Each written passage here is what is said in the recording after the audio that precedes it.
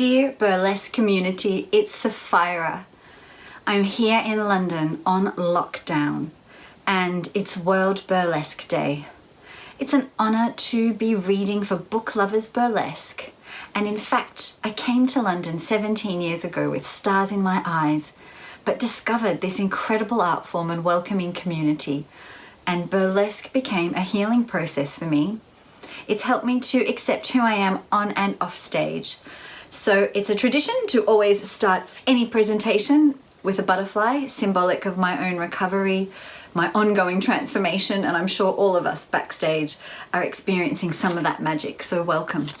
And also I'm reading my own book, which I can't believe is actually a reality, but Burlesque or Bust has now been in publication for over a year, and it is my mental health memoir, a recovery story. So I'd like to start by opening with a chapter dedicated to my idol and someone who's been a huge inspiration to me, Dita von Teese. The chapter is What Would Dita Do? And I hope you enjoy it. Chapter 10, What Would Dita Do? I have mentioned that I'm a cyclist. I have always loved this nifty mode of transport.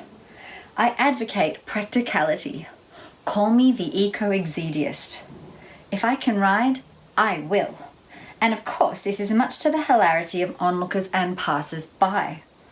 You can imagine my embarrassment when, as I press on brakes at traffic lights, sometimes my overloaded pannier bags discard dazzling sequins shoes or shiny outfits. It isn't easy to dismount, retrieve said shiny escapee, and remount in the space of time it takes for the lights to flash from red to green. The speeds at which I have mastered this costume retrieval warrant making the act an Olympic sport.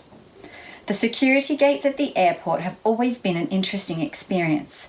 Of course, feather fans seem to come up on the cameras quite clearly, and I've had embarrassing moments explaining to security staff while I need a special carry-on bag for my headdress, which it's damaged if transported with the hold luggage. I've even worn my headdress through baggage checks to avoid paying the extra fees, as you do. To reduce the weight of my carry-on luggage, I also once put on all my underwear, 4 bras, suspender belts, a girdle with a loose summer dress over the top. Can you imagine my horror when, as I went through the body scan at the airport, the metal underwire in the bras kept going off? Naturally, as the female security guard pulled me to one side to pat over my clothing, she raised an eyebrow after feeling a very lumpy bodice underneath. "I'm sorry, ma'am. I'm going to have to ask you to step to one side with a colleague of mine to complete a strip search," she said. Yes, as we went to the airport security room, I had to lift up my dress to reveal my very many layers of underwear and swimsuits. "Are you sure you're not hot with all of that on, love?" The airport guards creased over in peals of laughter. "Yes, I am fine," I sighed. "You know what's even funnier though, ladies? I am a burlesque artist, and this is giving me a lot of ideas for a new act." I'd like to think I got the last laugh, but I am not sure I did. False eyelashes. What a mystery. We've never gotten along. It seems to be just my luck that I'm sitting patiently with my eyes closed, waiting for that darn glue to set. Then I get called to perform a few moments too early, and my eyes won't open because I've glued them together. While I may have the sexiest jewel-adorned underwear, you can rest assured that you'll find a far less sexy sock sewn into the insides at the back to secure my electronic equipment. It's a needs-must affair, my dears. I learnt quickly the battery pack for my microphone has to be secured in a pocket because my first tassel performance in Lincolnshire was disastrous. It was going well until, whilst bouncing up and down, I felt the cold sensation of a mic wire trickling down my legs like an umbilical cord. The battery pack of my headset microphone has dislodged and was dangling between my thighs, hitting the floor with a clattering thud. I'd given birth to a virtual battery pack. All class, my dears, I assure you. One of the world's most prevalent burlesque artists, spearheading the burlesque revival, is known all over the globe by her stage name, Dita von Teese. And during the course of my many guerrilla change room extravaganzas, I have murmured, sighed, or cursed, depending on the severity of the crisis, even shouted, "What would Dita do?" She is renowned for her commitment to advocating glamour, but above all, she's been a powerhouse and a prolific commercial ability to open up the burlesque scene to brands and cross it over to the mainstream world. This has enabled major brands to align with the art form, and indeed, I tip my hat to her. It's given us a much broader and respected audience. She, too, is so respectable. It was an honour to meet Dita in person when I was first putting out my feelers in the burlesque world as a young artist. She was making an appearance at a book signing in London's West End.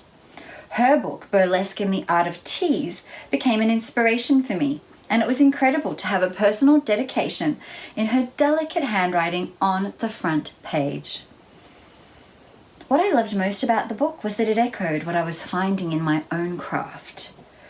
On the front, you saw Dita in two personalities, the glorious showgirl personified, but when you flipped the book and turned it upside down, you saw Dita's darker fetish personality. This was where my own exploration began. I had found that I was having two sides of Sapphira too, as if she had an alter ego herself. Seeing this was a visual affirmation of the duality within one performer. It gave me the courage to explore my own darkest imaginings too. Dita's courageous leadership as a burlesque role model encouraged me. Discarding my employment and following my heart took a lot of willpower. I knew she'd been similarly brave. Setting up any business and being an entrepreneur is fraught with risks. Dita had reached the fulfillment of her own self-expression, which was evident in her shows and costuming. I knew I was on the same journey, but I was still a pupa in the chrysalis. When the Brethren indoctrination raised its voice inside my head, when I pictured disapproving frowns of Mr. Condemnation and others who had excommunicated me, I would feel discouraged. It deterred me from my evolution.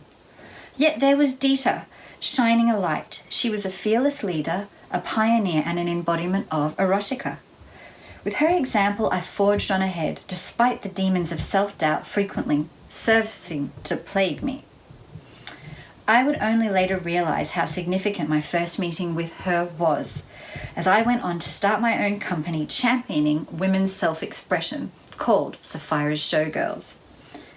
There have been many instances throughout my career when I have often paused to think to myself, what would Dita do?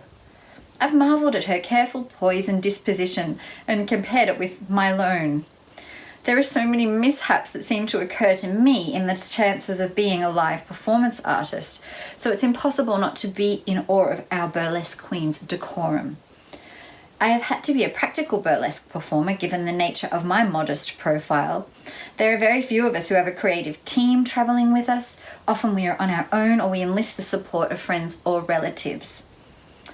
Very few of us command the kind of fee that would include road transport, such as a taxi to and from the venue. I always think it's a mark of a relationship when someone agrees to wheel my suitcase on public transport so I don't have to arrive at the show feeling sweaty and flustered. Very kind souls indeed. I've come to realize that behind burlesque is a massive support network, a cottage industry of helpful volunteers and family. The scene would not survive without these people. And a heartfelt thanks I say to you all. I'm so eternally grateful to those who have helped me. It amounts to a small army, and I am sure this network extends similarly across the globe. Picture the most stylish streets on a Parisian afternoon. I am in the Champs-Élysées, Notre Dame. I've come to Paris to see Dita's show at the famous Cabaret Club. The sex shops along the Boulevard de Clichy near Moulin Rouge beckon me to enter. Some boutiques are curated to perfection. They have immaculately groomed attendees, soft light settings and furnishings. As I'm in Paris to see Dita's crazy show at the Crazy Horse Paris, I reckon I should commemorate the occasion with some new underwear. When in Rome, do as the Romans do. When in Paris, do as Dita does. I find myself in an unfortunately less manicured boutique that has gorgeous garments at half the price of the designer stores. The shop assistant here is a balding older man who barely speaks English. I feel awkward asking for his assistance in matters of little lacy lady things. I have some lingerie on hammers that I wish to try, so instead I hold up the delicate items and gesture to ask, is there a changing room? With a heavy hand, he pushes me towards a flimsy makeshift construction where a white sheet is balanced on some rickety elastic. I am unsure, but it seems there's no alternative, so I decide to don the garments regardless. Trying feebly to close the gap in the white sheet to preserve my modesty proves pointless, because as I bend to remove my clothing, the folds of sheets keep opening and unfortunately showing the whole store, my predicament, and my shiny pale derriere. At last, I wrestle the two sheets together and fasten them with my hair clip. Now, to contend with the underwear. The tag says in English, shapewear. Why, yes, this is what I need. This figure-hugging corset snakes over my breasts like a tube and squeezes my stomach. And hips into obedience with tight metal boning and elastic. I'm impressed. I turn side to side, but there is little room in the changing area. I've decided I want to buy this. I've never felt so svelte with such a flat tummy, darlings. This is when disaster strikes. As I lift the bottom of the shapewear girdle to pull it over my head, I get stuck. I am now butt naked from the waist down with my arms pinioned over my head. I can't bend my arm and I can't see. My face is covered by this shape-forming elastic, but it is so skin-tight I can't get out. My arms flop helplessly from side to side. My bum and muff are exposed, and I begin to panic. How can I call the balding shop assistant for help? This is too embarrassing. I begin to panic. Quick, breathe, I think to myself. The only way out of this is to breathe. So I stand still, arms strapped above my head and my eyes covered in a haze of darkness. Somehow I find a place of tranquility for a brief respite. This mindfulness stuff really comes in handy, I think glibly. With several deep breaths and controlled movement, I slowly find a way to unhinge myself. I finally escape the underwear from hell. Later that night, Dita effortlessly preens on stage with a bathtub faucet. I sigh to myself, if she could master plumbing in her props on stage, she could never get stuck in shapewear in a Parisian lingerie store. If she was pinioned by her own underwear, what would happen? What would she do? As I wistfully admire her limitless poise from afar, the realization dawns on me that such a crisis would never happen to a woman like her. I am in a uniquely wonky world of my own. The end.